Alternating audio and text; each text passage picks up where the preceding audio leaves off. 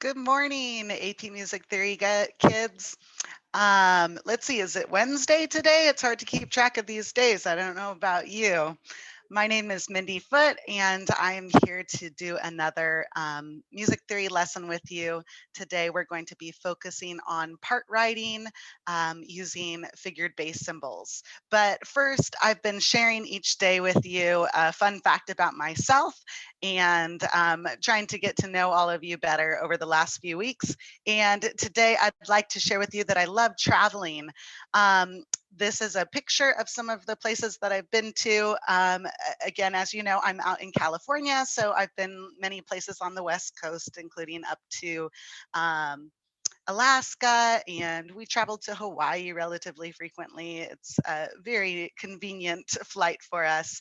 My in laws are from Canada, so we go out there a lot, and they used to live in Europe. So we traveled to Europe quite a bit. You can see I've been to China, New Zealand, out in the middle of the Pacific Ocean there. I think that was my Tahiti trip.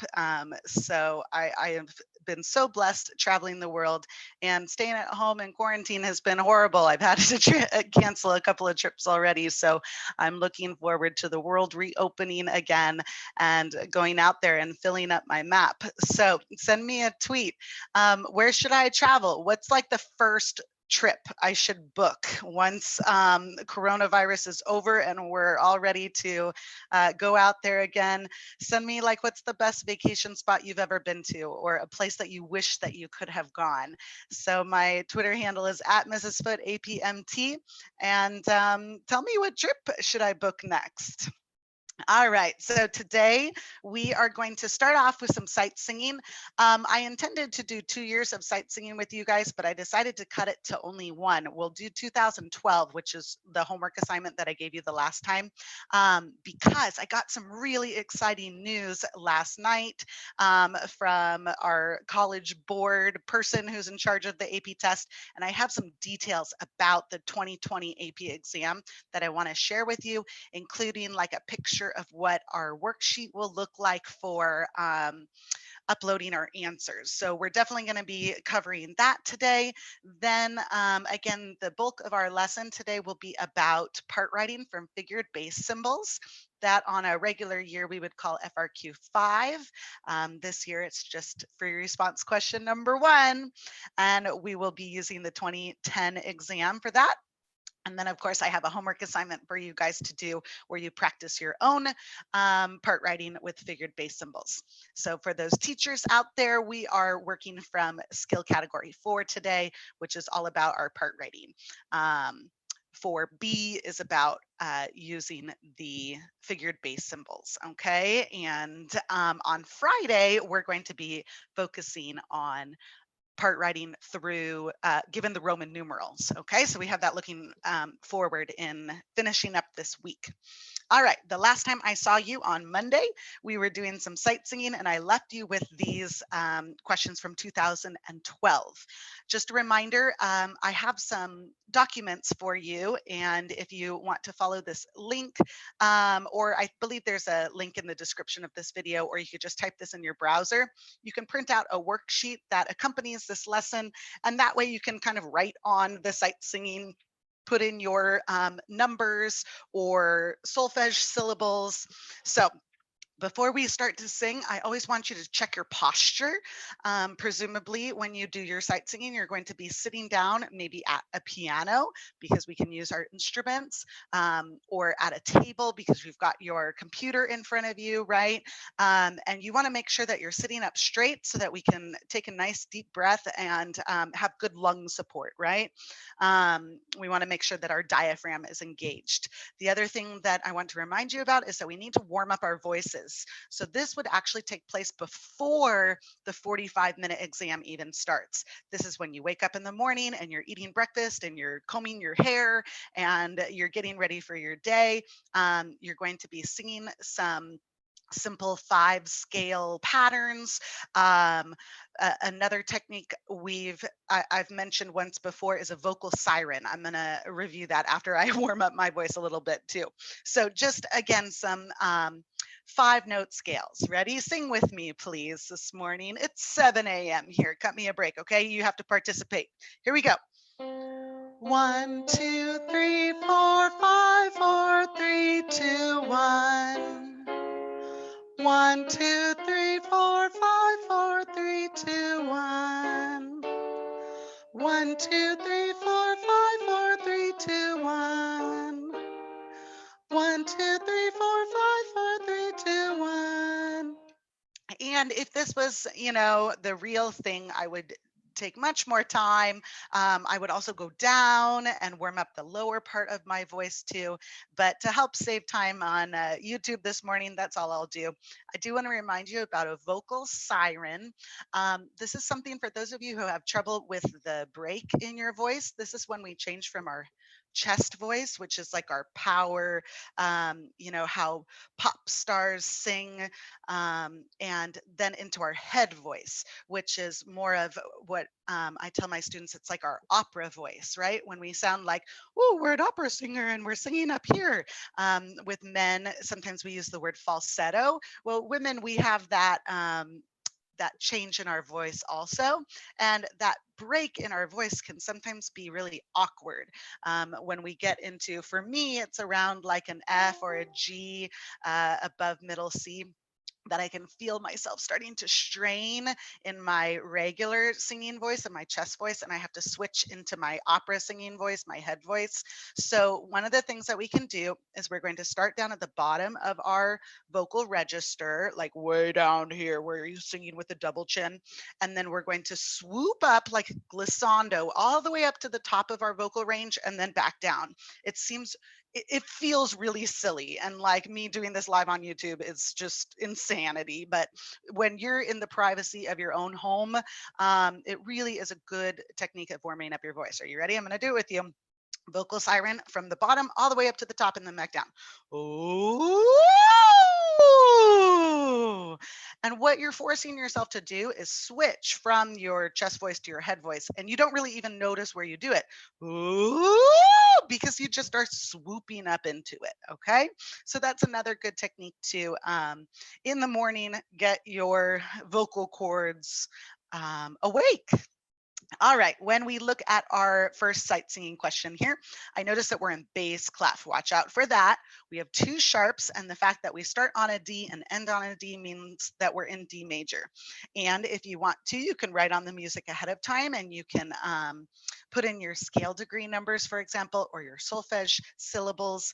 And remember, there's no requirement on the AP test for what technique you use. You're welcome to just use a neutral syllable. I'm going to prepare with my piano because we're allowed to use our instruments for 2020. And I'm going to start by just playing it in the key that it's written here. So let's see, 1, 2, 3, 4.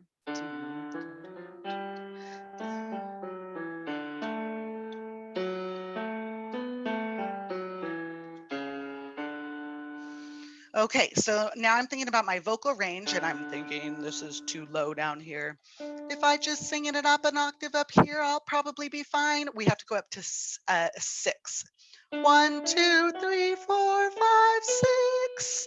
Notice I'm not worrying about the actual music yet. I'm just seeing, is this the key that I want to sing it in when I'm ready to perform? And for simplicity today, I'm going to say yes. I can make it up to that B. Let's go for it. So now I'm going to think more about the rhythm, and I'm going to sing along with the piano. 1, 2, 3, 4, 5, 4, 3, 2, 1, 5, 3, 5, 6, 5, 4, 3, 2, 7, 1. And I might go back and practice any tricky spots, like for example, if the leap from 1 to 5 is challenging to you, 1, 5, and then into the second phrase, 3, 5, 1, 5, 3, 5. That ending phrase, 2, 7, 1, 2, 7, 1, 2, 7, 1. Remember, repetition is how we're going to get that into our brain. When it comes time for the actual performance, we're going to be recording on some sort of external device, for example, your cell phone, and you've got, whatever app you would normally use, like your voice memos. or if you have a fancier app, or if you want to use Audacity or something like that on your computer, you would have that ready to go. I'm going to be talking a bit more about details of that next week when we do our practice exams, but you'll press play, or I guess record on your app. It is okay to give yourself a starting pitch one more time. And then when you're ready to perform, you cannot have any other background noise, right? So at this point in time, I'm not playing the piano, I am just singing. Ready? 3, 4. 1, 2, 3, 4, 5, 4, 3, 2, 1, 5, 3, 5, 6, 5, 4, 3, 2, 7, 1. Remember to hold that last note. It's full durational values, so we maximize, our amount of points that we can get. At that point in time, you're going to push pause on your app, whatever you're using to record your voice. Don't push stop though, because we want it to be all one audio file. So I'm going to push pause on my pretend app that I'm using right now, and then I'm going to start looking at question 2, and we are in minor. Treble clef, 3 flats. We start on a C and on a C. I notice that I have some accidentals in here, some chromatic pitches. Now, in the first 2 measures, this B natural doesn't scare me. That would just be our leading tone, right? Let's have a C here. 1, 7, 1. That's no big deal. And then as I work my way up the scale, do you see we've got an A natural and a B natural? So this implies that we're singing in melodic minor. We've got that raised 6th and raised 7th pitches. So honestly, our voices like singing in melodic minor. I find that natural minor is the most unnatural to sing in. Our melodic minor, basically what we're going to do is we're almost going to be thinking in major when we finish that scale, right, with our 5, 6, 7, 1. Then in the third measure, now we get into our chromatic pitches, not diatonic pitches. So we have, starting in the second phrase, this would be the pickup into the third measure. 5, 6, 5, 4, 5. That's very exciting, yes? So for those of you who like to use solfege, this is when you definitely have tools to help you out with all of your chromatic pitches. When we have a raised pitch, we, instead of saying fa, we say fi. When we have our minor key, instead of mi, we say me. In scale degrees, which you guys know I like better, I think it's because I'm a mathematician, the numbers don't have all of those nice little inflections to show chromaticism. So instead, when I get to that third measure, for example, I'm still going to say 6, 5, 4, but you can see I put an arrow next to the 4 to help remind myself it's going to be like a sharp 4. I'm going to raise my eyebrows when I sing it, as opposed to in the fourth measure, I'm back to a diatonic natural 4 there. Okay. The last thing to think about here is rhythm. We're in 6/8. So for example, in the second measure, we've got that dotted pattern. 1, 2, and 3, 4, 5, 6, or if you prefer in 2, 1, and da, da, da, right? Okay, to help save time, we're gonna just dive in. I'm gonna sing it once with the piano and then once on our own. Ready? 4, 5, 6. 1, 7, 1, 3, 4, 5, 6, 7, 1, 5, 6, 5, 4, 5, 3, 4, 3, 2, 5, 1. And now without the piano, at this point in time, when we're ready to perform, we would get our voice recording app out again, and we would hit record or unpause, depending on how your device works, okay? Also, by the way, you don't have to count yourself off. If you want to, you can. If you want to just start singing, just start singing. That's okay too. I'm gonna count myself off so you can join along with me. Ready? 4, 5, 6. 1, 7, 1, 3, 4, 5, 6, 7, 1, 5, 6, 5, 4, 5, 3, 4, 3, 2, 5, 1.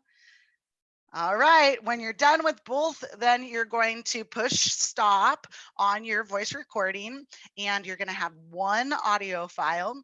You're then going to send that audio file to yourself somehow. So, for example, if I want to view the AP test questions on my laptop, but I want to record myself on my phone, then maybe I would upload that MP3 file to my Google Drive, or I would email it to myself so that now I can get that MP3 file into my computer.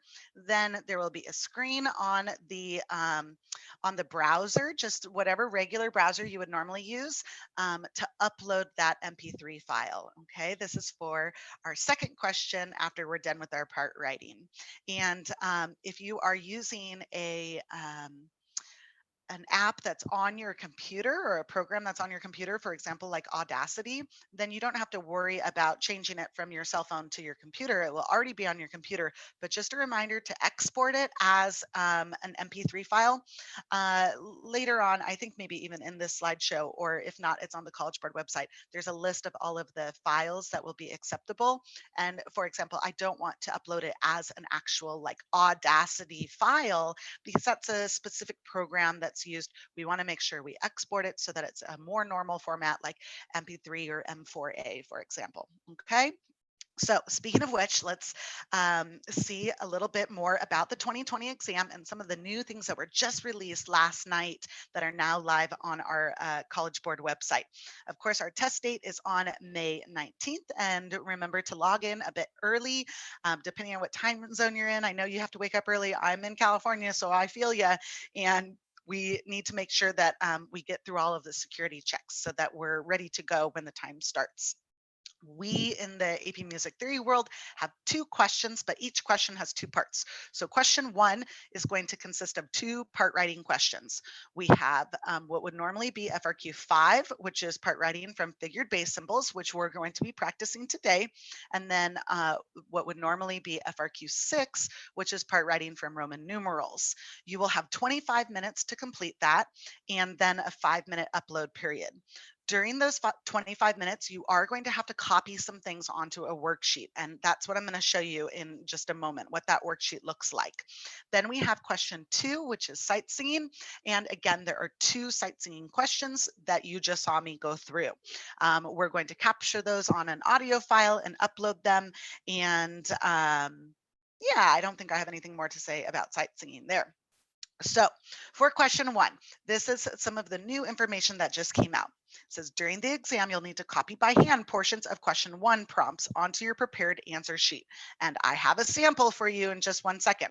But look at that first bullet point. Copy errors will adversely affect your score. So we have to be really careful if the prompt asks us to write a 1 chord followed by a 5 chord, and you accidentally write on your page a 1 chord followed by a 4 chord because you just weren't paying attention when you were copying.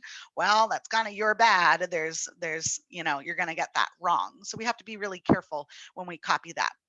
Your work must be handwritten. We've talked about this a couple of times, and I've gotten some questions from people on Twitter and through email and stuff. Of course, we're not allowed to use music notation software in terms of MuseScore or Finale or things like that. But what about if you use, kind of like what I do on these presentations where I have a Surface Pro and a stylus where I write on my computer, but it's still handwritten? No, it does say right here that we will not be accepting of anything, any digital stylus, that kind of things. It's got to be like on a piece of paper and a pencil. Okay. We'll take a photo of it. Here's some file names and some file types that we need to take a picture of and uploading that. All right, so this is what will show up on your computer screen. Now, I don't want you to worry about this particular question yet. This sample question, 2020, it says, we are going to tackle, Dr. Eder and I, next week during our test prep week. I thought about not even showing it on the screen, but I do want you to see the kind of thing that you'll see on the real day. They're going to have the instructions for you and then the question. Now, one of the things that you are not supposed to do is physically print out this paper and write on this paper right here. Instead, what you're going to do is you're going to have this separate worksheet that's available right now. Today, you could go and download this and print it. And you can see it's this like generic response sheet where we've got the staff and there's spots for us to fill in the key and to fill in the Roman numerals or the figured base symbols and so on. There will be one for question 1, part A, which is part writing from figured base symbols. And then there will be one for question 1, part B, which is part writing from Roman numerals. And we are then going to copy. So here's an example of one that's already filled out for us. And in this case, what would happen is when she started this problem, it was just given, here, let me go back. Do you see this little 7 and these base notes were given to us? The sharp 4, 2, and the 6 were given to us. So as part of the 25 minutes, like the timer has officially started, she would be copying D minor, D, C sharp, D, G, F sharp, G, A. All of those bass notes were given to her, and she was copying down the figured bass symbols. And of course, she was copying the first chord was given to her. But then her own work, she then filled in the Roman numerals and realized the figured bass and put in the soprano, alto, tenor. She took a picture of her answer and then she would upload that to the browser. Okay, so what do you do if you don't have a printer at home and you're not able to print this blank worksheet to fill out on the day of the exam? Well, first of all, we do still have a lot of time to prepare. So for example, if you're an AP Music Theory teacher out there who's listening, you could help to arrange for your students without a printer to get a copy of this ahead of time through the mail or picking it up somewhere or something like that, right? Drop it off on their doorstep. They do recommend, although the kids will only need one worksheet, that maybe they have some backups. So I would leave them with, maybe 3 or 4 of these pieces of paper, just in case they make an error on the exam, right? The other option would be that you handwrite the entire thing. Now, you would do this before the 25 minutes starts. Oh my gosh, it would take a long time. And you can see this example. She clearly used a straight edge, a ruler, and drew her own 5-line, grand staff, drew in her own treble clef and bass clef and so on. It's not ideal, but especially if you do a really neat job like this person did, it will totally work. Okay, so we have lots of options out there, even if you don't have a printer at home. Okay, again, we will talk more about those details next week when we do our test prep week, but I want to dive into some actual music theory now and some practice of the part writing. So when we are going to be doing, what am I doing today? 2010. So again, if you want to print out, or you can practice copying onto that worksheet. If you're watching this later, you can hit pause and get your worksheet all ready to go. But just a refresher of some of our rules that we're going to be thinking about. The number one thing when you are doing these part writing exercises is to make sure that you spell your chords correctly. When I say spell your chords correctly, that means the right notes and the right accidentals, right? Especially if we're in a minor key. Because remember, if you misspell a chord, that's when we get that triangle of death where we lose the points for the voice leading into and out of it. All right. We need to think about resolving our tendency tones. We need to think about good spacing, no more than an octave in adjacent upper voices. Voice crossing, I talked about that in a previous video. Doubling, when we have just a triad, we have 3 pitches and our chords need to have 4 voices. When in doubt, double the root. But we of course have some exceptions. For example, for 6/4 chords, second inversion, we're going to double the 5th, which is the bass.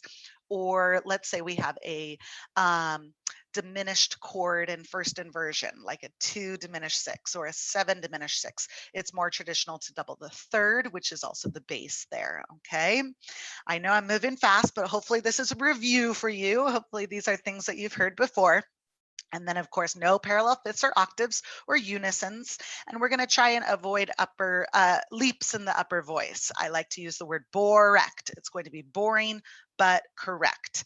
And lastly, I would highly recommend for the figured bass symbols that you practice writing 4/3 suspensions, especially in the cadence. If you watch one of my previous videos, if you look in the YouTube playlist, I have a video dedicated, I think 2 videos dedicated just to suspension. So I'm not going to be talking about that much today, but you can go back and watch those. Okay, I was brainstorming the other day, thinking about this open book, open note sort of test, and thinking about, well, what materials could possibly help us on the AP exam, or, for AP Music Theory. There's not much. We either know what we're doing or we don't. But it did occur to me, one of the things that could help is if you're feeling nervous about incorrect spellings of chords. You could make little note cards like this. I mean, I literally just pulled out a 3x5 card and made this last night and took a picture of it and put it in my PowerPoint today. So in a major key, I'm probably not as worried, but I think it's especially when we get to minor keys that sometimes people are worried about, oh gosh, the raised leading tone, or the fact that a 2 chord is diminished if it doesn't have a 7th, but if it does have the 7th, then it's considered half diminished when we're in a minor key. These are just some of the things that I know my own personal students get nervous about, or sometimes will make a mistake on. Notice that I circled, oh, I forgot to circle this guy right here. Why do I have the E sharp circled on this note card? Because that's our leading tone, especially in the key of F sharp minor. That's going to be our like non-diatonic altered pitch that I have to put in that sharp myself. And also that way it will stand out to me when I'm doing my part writing that I have to resolve that. So it's just an idea. You don't have to do this, but you could make a note card for every single key. Now, is the AP test going to be in one of those really unusual keys that we don't see very often? No, but technically anything's up for grabs. So you can make a note card for all of your major keys and minor keys and just have those off to the side ready to go when you take your exam. The act of making the note cards will help you study, and then you probably won't even want to look at them. But it was just an idea that I had last night that I thought I'd share with you guys. So why on earth did I pick F sharp minor to make a note card for? That seems weird. Oh, it's because I knew that that's the key that we're doing in 2010. So are you ready to dive in here? I'm going to get my stylus ready, my pen. And here we go. Hopefully you're going to follow along with me. If you really want to, and you're watching this later on, you can even push pause at this point in time. Try it on your own first if you have experience doing this, and then watch mine to kind of go over your answer. If you are more of a beginner and you need lots of help, well, you're going to just fill it out along with me. So we need to remember to fill in the first Roman numeral. The chord is given to us, F sharp, A, C sharp, and the key of F sharp is a 1 chord. And then I move to my D with no figured bass below it, implies that this is root position. So D, F sharp, A, in the key of F sharp. If I literally count on my fingers, F, G, A, B, C, D is a 6 chord. Now, when we're in a minor key, 6 chords are major, just because that's how they are. You can have that memorized. Or if I look at the quality here, D, F sharp, A is a nice happy sounding chord. So another thing that you can do here is, do you see on my note card, I can look down and see, okay, my bass is a D. Hey, look, it's a 6 chord, and 6 chords are major in my minor key. And it's just there to help confirm, right? All right, I need some voice leading. Generally, we double the root. So I'm going to have the alto go up to a D. The soprano's already on an A. Let's have her stay on an A because that would be boring, and boring is good. And the tenor's already on an F sharp, so we'll have him stay on an F sharp. So we have D, D, F sharp, A. Yes, my A kind of looks like a G, though. I don't love that. We want to make sure that our Handwriting is nice and clear so that whoever's grading this has no question about what note it is. All right, next I have a little 6. The figured bass symbol implies that this is first inversion. So the B is not the root of the chord, the B is the third of the chord. So I can count my way down from B and land on G, G, B, D. In the key of F sharp is a 2 chord. Or I can look at my note card and I can look at all these thirds now, right? And I can see, oh, here I have a B, so it's a 2 chord and it's 2 diminished. So consider those note cards if you think that that would be helpful. The little 6 does not imply that we need a 7th, so we are just having GBD, no 7th. All right, what do we have? We already have a B, and the traditional doubling in a first inversion diminished chord would be to double the B. So who do I want to go to a B? The tenor should not go to a B. The alto could go down. Oh, no. The alto cannot go down to a B because look, do you see the alto and the bass are both on Ds? If they both go down to Bs, those would be parallel octaves. That would be bad. So instead, let's have the soprano go up to a B. All right, and then we need a G. The tenor is closest, and we need a D. The alto is already on a D, so perfect. Okay, so now this 4-2, first of all, implies third inversion with our 7th chords. We know 7, 6, 5, 4, 3, 4, 2. Oh no. But what I want to point out to you is this little plus sign next to the 4 is a little bit old fashioned. This you can see is from the 2010 test. If this same exact question were to appear in 2020, I would say that the more modern way that we see it in the AP Music Theory community now is we would see a little sharp sign in front of that 4 instead of the plus sign after the 4. It means the same thing, and it means we're going to raise the 4th pitch above the bass. So first of all, let's just figure out what the root of the chord is. 4-2 implies, again, third inversion. So that means that this B is the 7th of the chord. Shall I go back to my note card?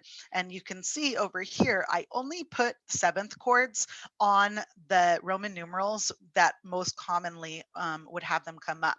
I don't know if you notice, I didn't mention this before. Do you see that I didn't even put a 3 chord in here? I left a space for it. If it makes you feel better, put in a 3 chord. But the reality is on the AP test, we're not going to have 3 chords because 3 chords just have lots of issues with them. And yeah, I won't get into that today. So what was our note again? I think it was a B in third inversion. So long story short, this is a 5 chord. And I'm going to put 4-2 down here. So this would be, let's see, C sharp, E sharp, because that's the leading tone in the key of F sharp minor, G sharp, and B, right? Okay, so the other thing that I wanted to point out to you with this little plus sign and the sharp there is literally counting from the bass. If I count from B, remember to count B as 1, B, C, D, E. The 4th pitch above the bass is that E. And do you see that little plus sign, or today we would probably use the sharp sign, is what reminds us that we want this to be harmonic minor and not natural minor. We want to raise that leading tone so that it's a half step relationship to tonic and not a whole step or a subtonic. Okay, so now let's put in my voicing. We already have a B that's in the bass. That's our third inversion, right? Where do I want to start? I'm going to have the well, gosh, I'm going to have the soprano go down to a G sharp, I think. And I know that's a leap of a third, but I think that's what I want to do here because I already did this problem ahead of time and I was running into issues when I had it go somewhere else. I'm going to have the tenor go down to an E sharp, and I'm going to have the alto go down to a C. Okay, this is a good opportunity to remind us how we can check for parallels. I'm looking at my soprano and it's going down a leap of a third. Here my alto is going down just a step. The tenor is going down a leap. And remember, the soprano was also going down a leap. So it's something to revisit here. I might count the distance from the tenor to the soprano, G, A, B, and we don't have to worry about the parallels there. And then the bass, of course, is static, so that's not parallel to anything. Okay, so I'm ready to move on. And after I spell this chord over here, I'm then going to think about my resolutions. Anytime you have a dominant seventh chord, we have two tendency tones in there that we have to resolve, our leading tone and our seventh. So let's be ready for that. All right, our 6 implies that this is the third of the chord, not the root. So if A is the third, that would mean that F sharp is the root. F sharp, A, C sharp. In the key of F sharp is, of course, tonic, one chord. And now let's go back over to this 5 chord and think about our tendency tones. Our E sharp is the leading tone, so I want him to go up to tonic. Even though it's in an inner voice, I think it's a good habit to always resolve your leading tone.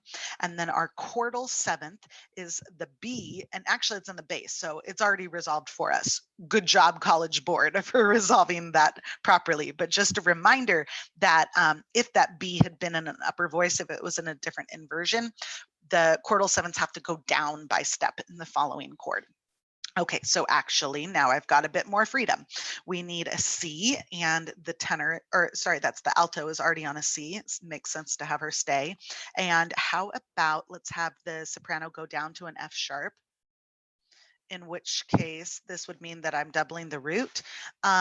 Especially when you have a first inversion chord, you could double the third, but it just makes more sense to double the root in this instance. All right, next we have a 7, and that implies root position. I'll talk about this little sharp in a second. So C would be, and technically it's C sharp because of the key, is our bass. And I am putting in an E sharp right away because I know that that's what's going to be diatonic in our minor key, but that's what this little sharp is reminding me of here. If you see a sharp sign with no number after it, it's implied that there's a little invisible 3 right there. So if I count from the C, C, D, E, this sharp is reminding me to raise the leading tone, which we already had from before. Okay, so let's see. We have a C already. Who do we want to have be on a, well, I'm going to have the tenor go up to a G. Really what my thought process here is I'm thinking about what would be close, right? What would be the smallest step? My alto could go down to a B, and then my soprano could go down to an E. That would be an E sharp, of course. This is a bit low for my soprano. I don't usually have her go down that low, but hey, I'm an alto, so I would be happy. I'm an alto who sings soprano sometimes, so this would work for me. And oh, I forgot to put in my Roman numeral. This would be a 5/7 chord, right? Okay, and this is always exciting when we have not an authentic cadence at the end. Here we have a D, but there's no symbol underneath it. So this is a root position chord. It's not a 1 chord, you guys. D, F sharp, A. In the key of F sharp, this is a deceptive cadence. This is a 6 chord. Again, I've mentioned this to you before, you do not have to write in the type of cadence, but I usually tell my students to certainly at least think about it to make sure that your Roman numerals are making sense in the context of our piece, right? Okay, now I want you to be really careful about this. Anytime you have consecutive Roman numerals, so like a 5 to a 6 or a 4 to a 5, where the numbers, just increase by 1, it's very, very easy to accidentally write parallel fifths or parallel octaves. Can I show you a bad thing right now? I know I need a D, and then I'm thinking, oh, I need an A. So how about if this tenor part just goes up to an A right there? Can you please think about what mistake that I just made? let me get out my red pen here since I'm grading. This right here would be parallel fifths, okay? We have C sharp because of the key signature and G sharp, that's a perfect fifth. And then we have D to A is a perfect fifth also. Another way of thinking about it is that the bass is going up a half step, C sharp to D, and the tenor is going up a half step, G sharp to A. So I don't know if you guys have noticed, but I like to play these when I'm done on the piano. And the reason why I do that is because sometimes it's easier for me to find those parallels when I'm playing it on the piano. I call this in the left hand, this is claw hand. Are you ready? Because I've got this perfect fifth between my pinky and my thumb. And then everybody kind of goes up together, claw hand. So yeah, no. We got to get rid of that. Get my eraser. Maybe I'm going to erase my D and I'm going to erase my red. And what are we going to do instead? Well, when in doubt, use contrary motion, right? But let's fill in our tendency tones first. I'm going back to this 5-7 chord, and there's two notes that really have to resolve a certain way. My E sharp is my leading tone, so that has to go up to F sharp, and especially because it's in the soprano, that's like non-negotiable, must happen. Notice that this is parallel to the bass. The E sharp is going to up to F sharp, but because the distance from C sharp to E sharp is only a third, it is allowed musically. Parallel thirds, not a problem. It's parallel fifths and octaves that we have to be worried about. And then the other note that I have to resolve is my chordal seventh. So on your little note card that you were making, another strategy, remember how I circled the leading tones in yellow? Maybe you want to circle your chordal sevenths in a different color just to help remind yourself that those need to resolve down. And in this case, our B would go down to an A, even though this has a few ledger lines and we're not used to always writing those. Sorry, it's kind of messy. This is not ideal spacing, but it's hard to write on my computer. I was going to say that altos, that A below middle C is totally right in our register, not a problem at all. It's not out of the altos register to sing, okay? So when I look at the pitches that I have so far, I have a D, an F sharp, and an A. I have a fully spelled chord already. So that gives me a bit of freedom here with the tenor. I could double the root, which would be a D, but having a leap from G to D would not be great. And so instead, I'm thinking, how about let's double the third and we'll have the tenor just go down a step there. Okay, so shall we hear what this sounds like before we leave today for our Wednesday? Let's see. Oh my. That's our 2 diminished 6 chord. Okay. Nice.